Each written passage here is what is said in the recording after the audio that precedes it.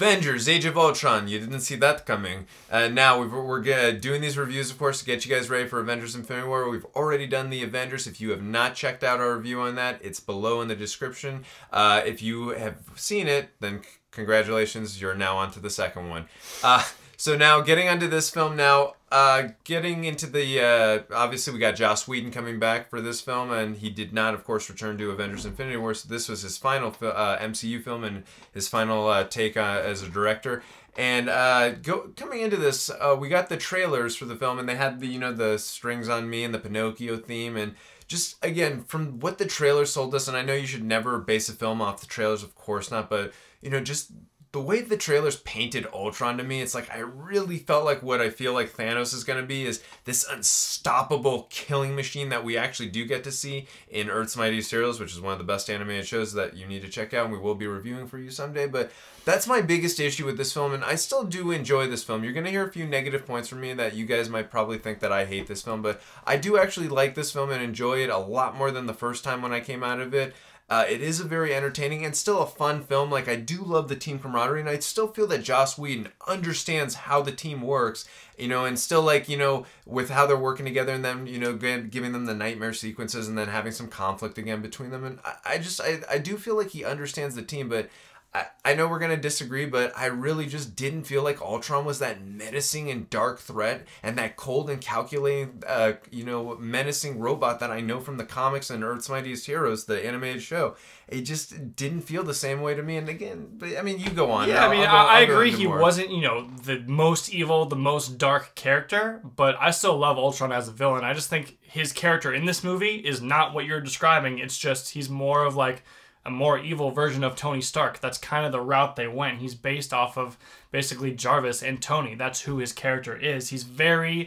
He's actually one of the most human characters in this whole movie. And you're right, he's not the most dark and evil character, but I still think James Spader did an amazing job in this movie. I mean, to your point, he's got a few lines that I do like about, throwing the stone into the water and, like, that ripple of, or whatever. He always says, keep your enemies rich and your friends which, and then you see which is which.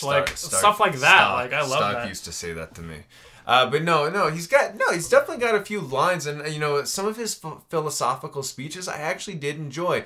I'm talking about the threat level. I'm talking about feeling like my point to global extinction's pretty high threat okay, level. yes, we had a threat. I'm talking about whenever he's fighting the Avengers. Not for 1 second do I ever feel like he's ever going to beat them. Not for 1 second. Even when the global extinction, like you said, when Sokovia is gonna fall. Not for 1 second. Obviously, I know we've got films that are announced, obviously, but let me just make an example for you. Just the Battle in New York. I've rewatched that scene hundreds of times.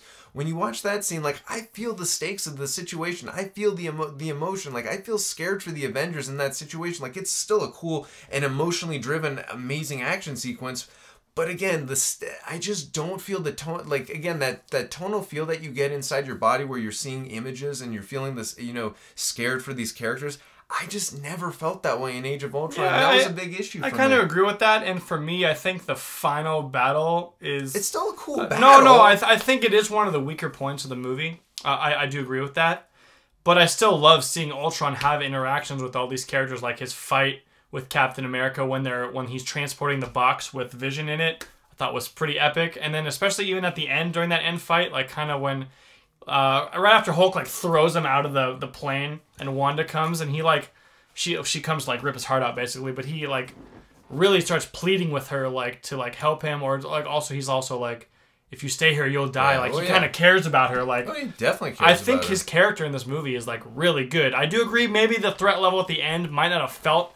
That's more of a movie perspective, but that's not as much on him necessarily. And look, I definitely, obviously, I understand his motivations and where he's coming from. He sees humanity as, like, we're this all evil, not threat, but like we're not good. People are just not good. Like we cause chaos. We just cause chaos. We do a lot of crazy stuff, and I could see where he was coming from that perspective. And like he thought that the only way, to get peace in our time is just global extinction, start over again. So from that perspective, like, I understood, and I did appreciate that from where Joss Whedon was coming from. Like, hey, I understand his motivations, I see where he's coming from, and I see why he's doing what he's doing, which is something I can always appreciate in a villain. But he also has one of my favorite lines in the whole movie, where he makes a point about humanity. He's talking about vibranium. He's like, the most versatile substance frisbee on the planet, and they use it to make a frisbee. Yeah, I think he follows up with something like, humans, like, they scratch the surface and never think to dig deeper or what's underneath or whatever. But no, like I said, there's definitely some moments that I really enjoyed with him. He's got, like I said, some of his philosophical speeches, some of his lines, they really do work.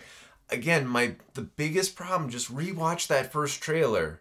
When you rewatch that, and again, I'm not basing... You were just expecting one thing, and we got another thing. And all... Because based on from that trailer, based on the comics, based on from what I've seen in the animated show, I just wanted... And again, you can keep all the philosophical speeches. You can keep a lot of the same stuff. I just wanted to feel that threat level to where, like, how are the Avengers supposed to defeat this villain? How are they supposed to get through this situation? Never once did I ever feel that, even against. I love that one part when Black Widow is like a prisoner and he's like talking to her, and all of a sudden his giant body comes and smashes his other body. I'm like, holy fuck, this dude is massive. And then Tony makes that kind of... I think he's been puffing. I don't want to say puffy, but yeah, Tony makes that mark. Vibranium cocktail. I don't know. You seem to have this like mindset that you hate him. Not hate him, but like... No, I don't. I definitely do not. Not that you hate him, I but... definitely do. No. I didn't have expectation going in, I want to make things very clearly. Yeah, I know you don't hate him. I know you don't hate him. Malekith. That's a Yeah. different story. There's no backstory. He's an awful villain. He's got nothing. Like, this character actually has a backstory. He's got some motivation, like why he's doing what he's doing. No, there was definitely amazing some actor playing him. James voicing him, but yeah. No, actually, like acting. Yeah, I guess he did do some scenes where he was in there. I think it was mostly motion capture. Okay. Almost all of his scenes. I think he did do some. You're right. But all right. Point is, James Spader is incredible. I'm not disagreeing with that.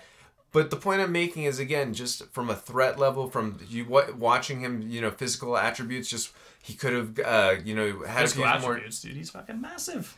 I'm talking about against the Avengers when he's fighting. Like, even when he's fighting Captain America, and I know Cap's a super soldier, I wanted to see some scenes where he was really beating the absolute shit. And I know he whacks him into a car, but you never feel the ramifications of some of these scenes where these characters are being hit and pushed around. And I don't know. Well, I agree. The real person who gets to the Avengers the most is actually Wanda. She's the one who hits them the hardest in their minds. Like, she's the one who really gets them down. And part of Ultron's plan was to use Wanda. So, I mean, you're right. In that sense, maybe Ultron wasn't about to kill anyone, of them during an actual fight, but he got them pretty low by having help. Yeah, no, again, I like that, and I like the way he was using Quicksilver and Scarlet Witch, and I like the way they worked together. That was interesting until they finally figured out what his plan was when they saw Vision, because Vision actually had a mind. Because he had the Mind Stone in him. But no, I liked all that. That was all very good. And again, there are some things that Joss did get right with Ultron, and like I said, some of his darker mannerisms, where he just kind of, does the Star Wars thing where he cuts off Klaue's arm. And again, there's some really good moments for the character. Again, the biggest issue is I don't feel like that there is enough levity even though we're in a world-ending situation, I never feel the threat level personally in here. I'm talking about in here. What's his name? What's his name from Guardians of the Galaxy? Yondu, remember he's like to Quill, he's like, "You're weak in here." I was making fun of that line, but no, I'm just talking about that tonal feel that you get inside your body when you're seeing again these situations where how are the Avengers supposed to defeat this guy? I just never felt that way, and that's ultimately the biggest. Well, it's because they had Vision. Whatever the case may... Well, okay, they got Vision, and Thanos is about to destroy some stuff, and I know he's got the Infinity Gun. I'm not trying to say Ultron's stronger than Thanos. I'm not saying he's stronger than Thanos either. I just wanted, again... watch Earth's Mightiest Heroes. Watch him in that. The way he's used in that is beyond brilliant. The way he spoiler alert... But the setup is completely different, too. Because Hank Pym is dealing with... Not necessarily that, but he's in a situation where he already has, a million Ultrons around him. I mean, kind of have a lot of Ultrons around him in this, too. Yeah, he does, I guess. Mm-hmm. But let's talk about another villain who is vastly underused, and that is Klaue. I fucking love Klaue. And I'm sad, spoiler alert, that he's not going to be cuttlefish. That he's not going to be seen again. But will he be? They can obviously always bring him back. We got the time stone, we got the soul stone. They can always. Even in his like one scene in this movie, very amazing, memorable. Man. Yeah. I love him in this movie. Yeah, no, like in the way he's just messing with the Scarlet Witch and Quicksilver, and he's telling them like, "This is your first time, right?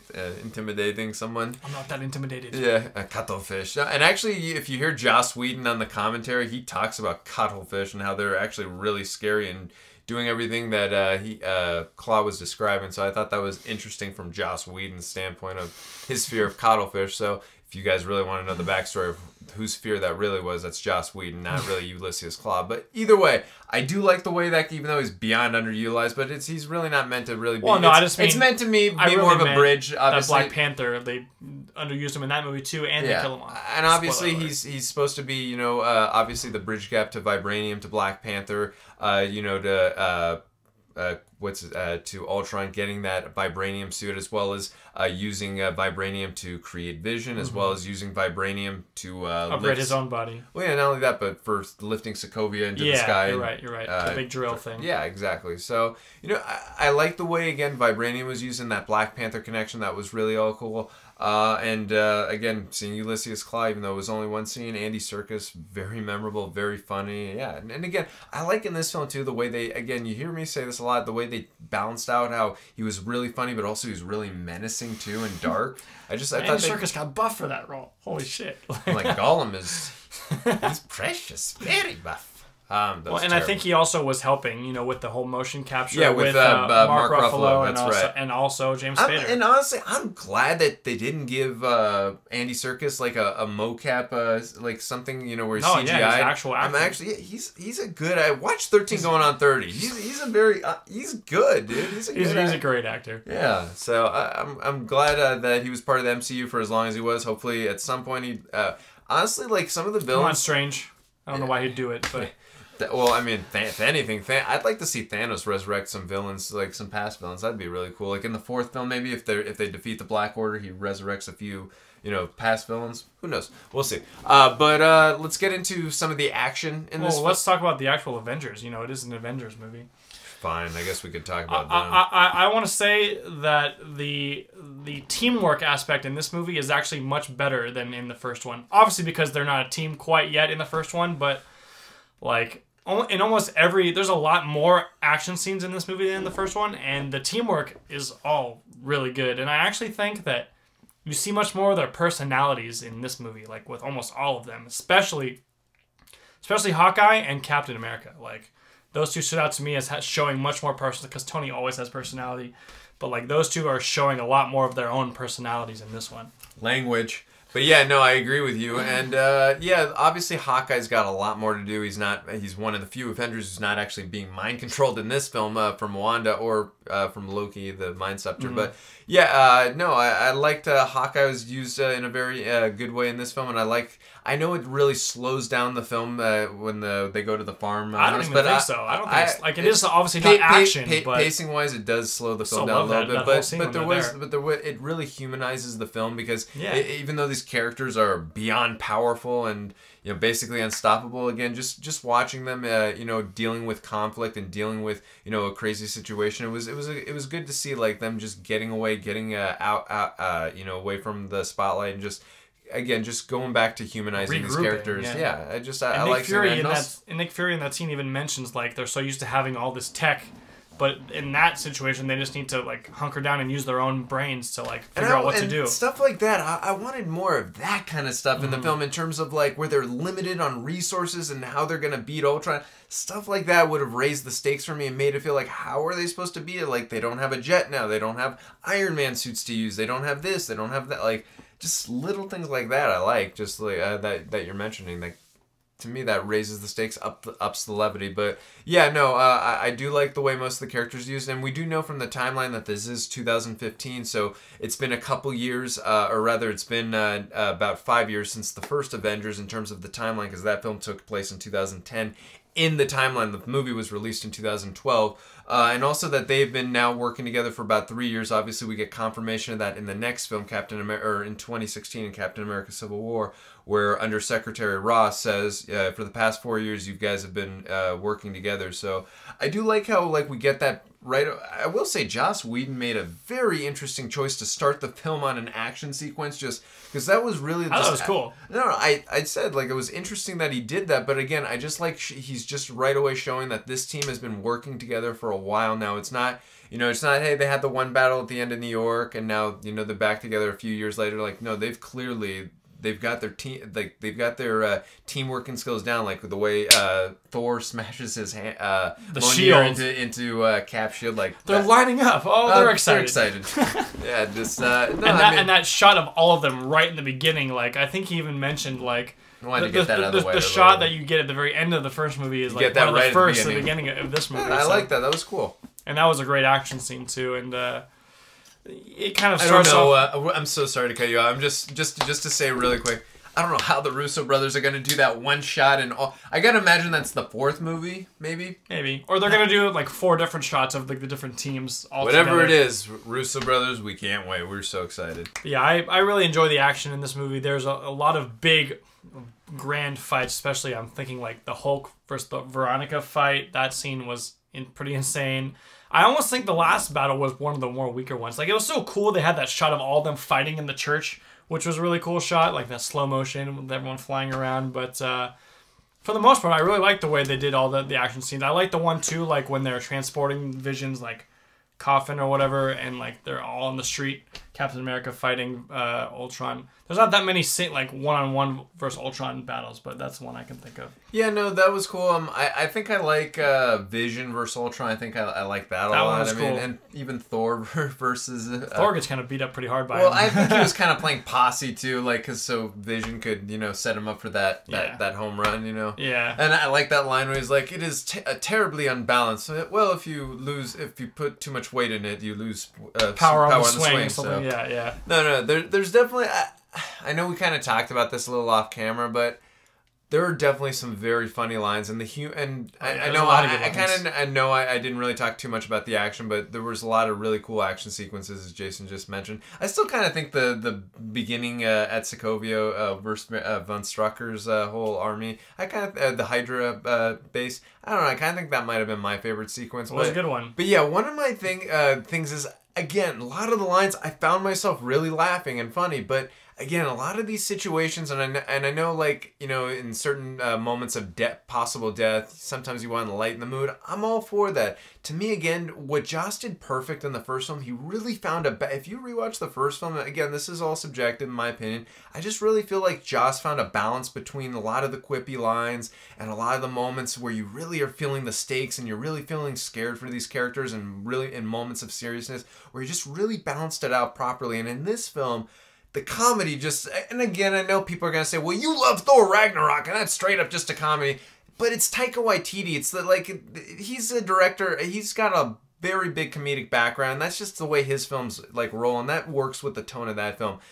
And again, with this film, I like a lot of the quips. They're funny. It's just, I thought a lot of them were just quips to be quips and to be funny. I just thought he should have a few times. We are not clear. We are not clear. I just thought a few times he should have just backed off and let the seriousness of the situation just only in the last battle is what I can. That's what, and only a couple. I think honestly, I'm talking mostly about the Battle of Sokovia. Again, the world's literally about to end. I don't mind a few jokes here and there to lighten the mood for sure, but when it's literally who's gonna outquip the next character, the next one.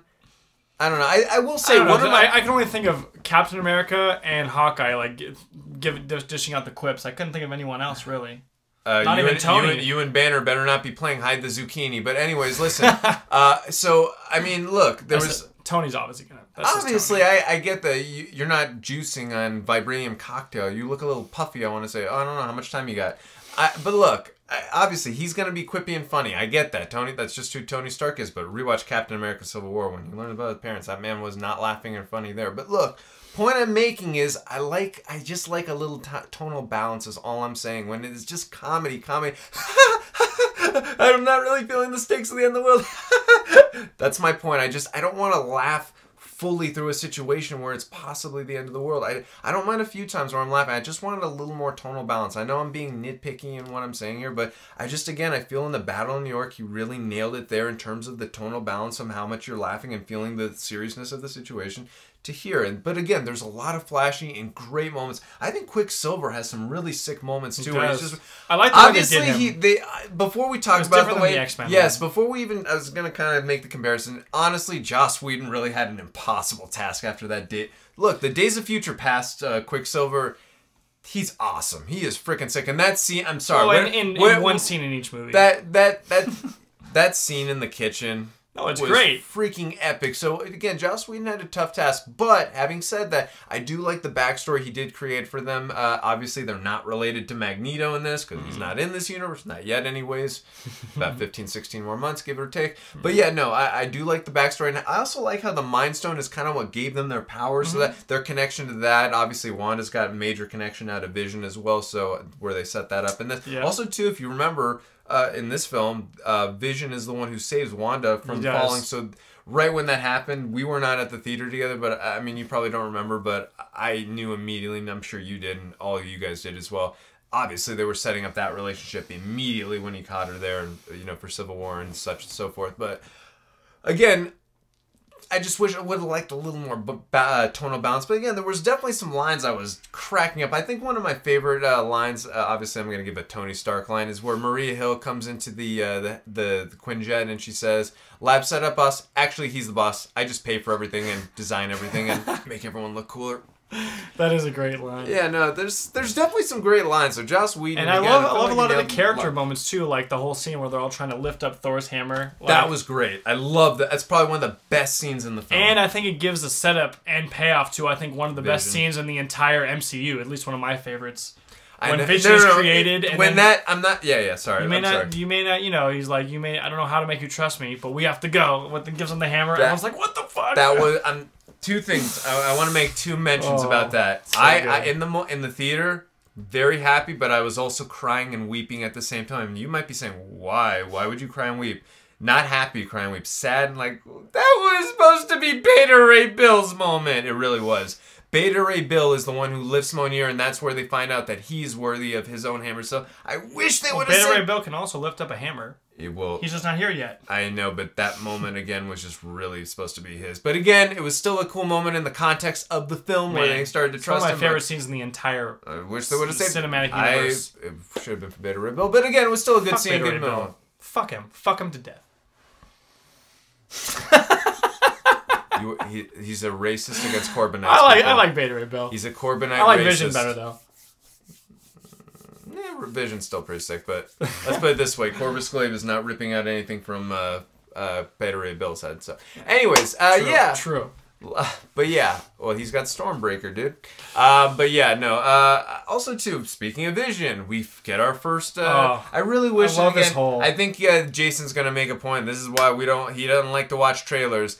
They really should not have given away that Vision. I agree. Again, most people don't even know who Vision is. Obviously, if you're a comic book fan, of course, or you watch animated shows, or you know these characters, of course you know who Vision was. So it wasn't the biggest spoiler alert for you, but just in general, I really wish that they wouldn't have shown him in any way, and that would have been a big reveal. Huge. Obviously, the Hulk one and Thor Ragnarok, that's a tougher one to get by because it's Mark Ruffalo on set. That's a little tougher to get by. Sorry, but yeah. I mean, he's on, at least for that one. He's on. He's in the movie, but maybe you didn't know at that moment. But at this point, like again, had I not known Vision was in this film, like. Coming into how are they supposed to defeat Vision's guy? I like this. Like that would have been like a little better payoff and setup there, but because you've already seen the trailers and you know that, it didn't. Again, it's still sick. It still works. It still is great in the film. I just wish they didn't show that in the trailers. Is all I agree, but I still really like the way that they brought him in, like that whole scene where he like kind of breaks out and he just looks out, and then Thor makes the decision because of the glimpse he had of the and I love too how like after Vision kind of gives himself like clothes, he like looks at Thor and he like looks up and down. He's like, I'm gonna give myself a cape, and he gives himself a cape. I just thought a little moment like that was pretty cool. No, and obviously the scene with the hammer was like a. And obviously this film, even though it's still got its own storyline to take care of in terms of with Ultron and the ending of the world type of event. it's also setting up from Thor: The Dark World, and obviously from other films with the Infinity Stones. And obviously we get that whole scene where a lot of people have issue with the scene, or the film really comes to kind of a drag and a stop, where Thor goes into, with Dr. Selvig, goes into that mystic water and then, gets that thing. But, I get why the studio why Kevin Feige and the studio really wanted Joss to hammer that in, because you've got to have some kind of a way to have these characters know about the Infinity Stones at some point. So I get it. And that's what leads Thor to his decision to help create Vision. And also it kind of get not only that, but it gets him to leave for Thor Ragnarok, where he's on the hunt for Infinity Stones. Exactly. So it kind of set up... It's important. I don't think this film ever drags to a stop. It might have slower moments, but even in that scene where they're at Hawkeye's house, I still love that part of the movie. It's very humanizing for the team, for all these guys, because they're not in any kind of uniform. They're just... And that's also setting up to a little bit of the Civil War conflict between Cap and Iron Man, and... It also humanizes Hawkeye and even Natasha. I even like little moments where Hawkeye's throwing the darts and getting the thing, and then Tony's looking at him I don't miss, man. Yeah, just little moments. Well, also that's set up too. In Captain America: Civil War, he's like, "What's up, Clint? How you doing?" He's like, "Well, I shot 18, or I played 18, shot 18." Can't seem to miss. First time for everything. That kind of set up the joke where you kind of hit that spot in the Age of Ultron. So. And just kind of humanizing Hawkeye a lot too. And they totally set him up to be killed at the end. And I kind of like that they didn't, because that's because you could have easily seen they're totally gonna kill Hawkeye now. But then he doesn't get killed. Again, this is all speculative. I have not read anything about Infinity War, and obviously we can't know anything about Avengers 4 because they're kind of still filming that, or if they've just filmed it, whatever. I think Quicksilver, and I'm sure many of you have already speculated this too, I think Quicksilver will be back, and I wouldn't even be shocked. Cool. I wouldn't even be shocked if after Thanos is getting close to having all the stones, if whether he has the time or the Soul Stone, if he can resurrect someone using the Soul Stone, or using the Time Stone. I wouldn't even be shocked if he says to Scarlet Witch, "Hey, turn against the Avengers, I will bring back your brother." Or show her a vision of her brother and say, "I've got your brother right here, I can bring him back." That'd be cool. I mean, because let's face it, she's one of, if not the most powerful Avengers she's by strong. far. The moment where that dramatic moment of tension and levity where you see Quicksilver dies, and then Brian Tyler's music and Danny Elfman's music starts blaring, that ominous beat where you really are getting the feels, and then you see Scarlet Witch, just how powerful she can be when she's angry, and you understand when she really harnesses that power, just how formidable she can be. So I thought that was just a very epic and important moment, just to show you how powerful she was, but just humanizing these characters, and just that they can die. They're not as powerful as you might think. They are. Obviously we saw Frigga die in Thor: The Dark World, so they haven't been killing off too many characters up to this point in the MCU. But again, I did like that they took a chance here. Obviously, it was a character that we had not had too much investment in, so it's not taking the biggest of risks. But I thought, I did too. But I'm saying it's a character where only three-quarters of one film. A lot of the other, if it was Hawkeye, it might have been a little more impactful in terms of.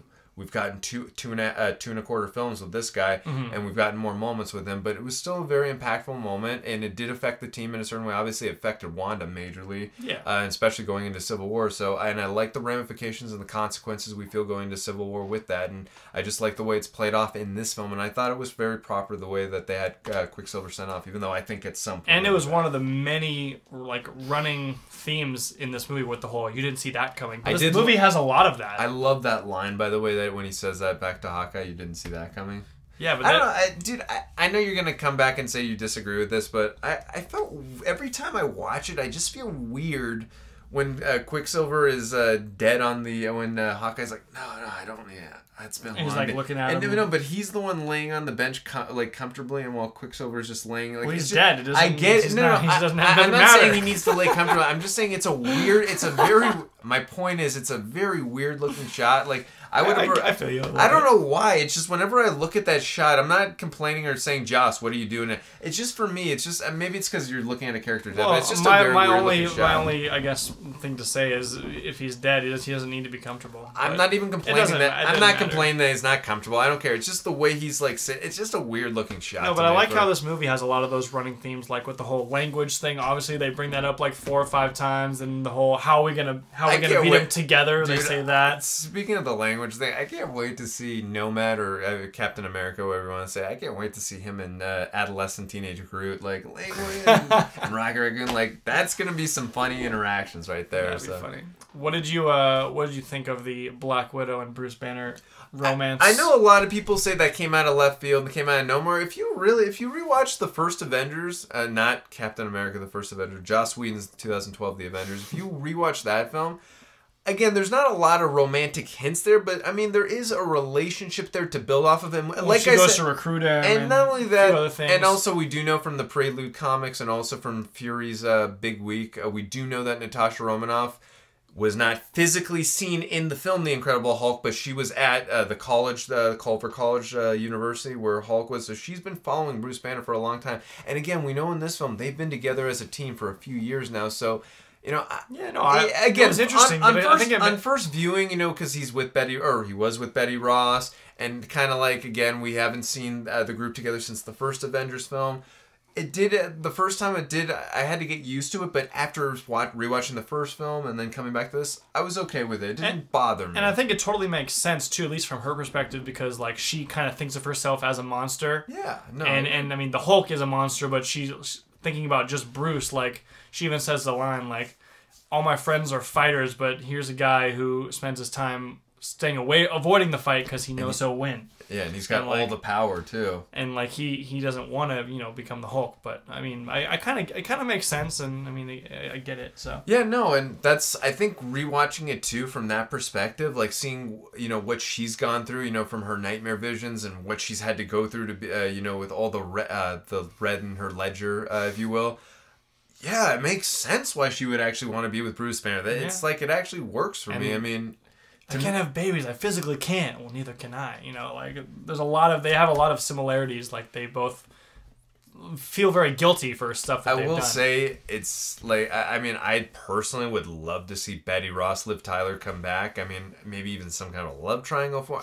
I don't know, whatever. I mean, I'm just saying, like, I would like to see, because I don't care what anyone says, as much as I do like this relationship between him and Black Widow, like, him and Betty Ross, like, rewatch Incredible Hulk, they are obviously... It's great. It's just why did they completely forget about her? Or was like... I mean, they didn't forget about her dad.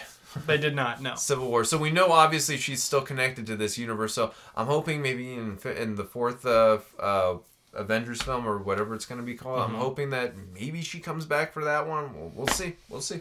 All right, so wrapping up. Look, I still enjoy this film. I definitely don't enjoy it as much as the first Avengers film, but it's a pretty good sequel. It's not a great sequel, but it does the job. It's entertaining. It's fun at times.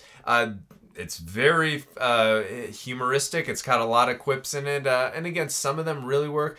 Other moments, while they're still funny, I think I would have liked the situation, kind of the seriousness of the situation, to speak for itself a little more than some of the quips. But again, a lot of them do work. I do love a lot of the team camaraderie, especially the scene where they're trying to lift the hammer. There's, again, Joss Whedon does understand a lot of these characters. Ultron, ultimately, to me, again, some of his philosophical speeches do work. James Spader is incredibly, his voice, his mo-captions, the way he's moving, he does a great job. But again, the character, the way I know the character, it's just not done in the way that me, Andrew Gordon, the way I don't like, me personally. But if you loved him and you like him, great. I'm very happy that it worked for you. I just personally never felt he was a menacing and true threat to the Avengers in the way I wanted to see it happen, and the way I thought that there's no way they're ever going to beat him.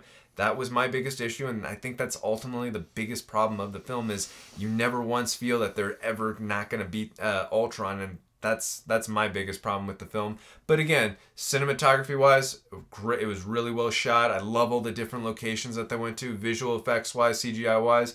A lot of great-looking shots in here. Definitely, obviously, you can tell it's a very big-budgeted, very expensive film. The Hulkbuster fight scene, a lot of the action sequences do work. And again, it's a very fun and entertaining film. I still enjoy it. I still don't mind watching it every now and then. But like I said, I don't enjoy it as much as the first one. But I'm going to give Avengers Age of Ultron a 7.2 out of 10.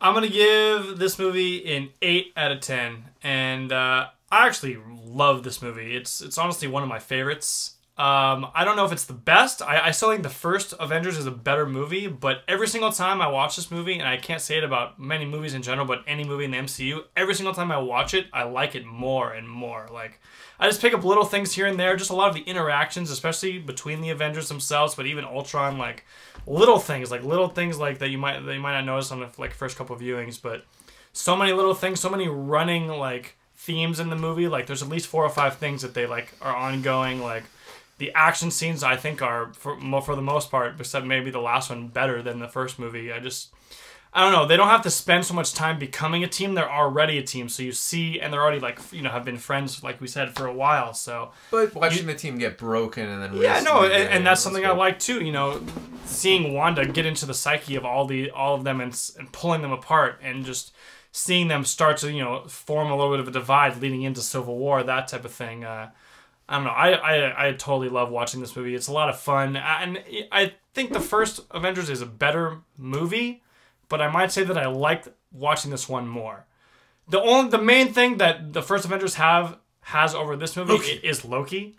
But if not for that, I mean, I think Ultron's a great villain. Maybe he's not as evil and menacing as you wanted him to be, but just his character in general, I think, is really good. And the tonal balances. But yeah, and also I like a lot of the humor. And also, I will say, Jason, you are unbearably naive.